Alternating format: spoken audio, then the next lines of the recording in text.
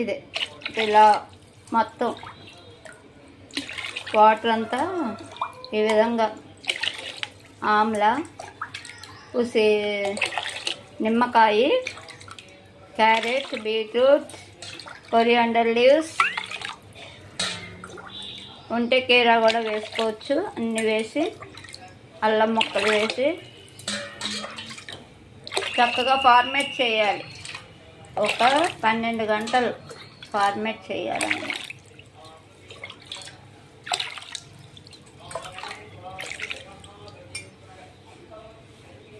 చేసి వాటిని ఇలా మూత పెట్టేసి చక్కగా రూమ్ టెంపరేచర్లో పక్కన పెట్టుకోవడం. అయితే గాజు పాత్రలో అయినా మీరు చేసుకోండి.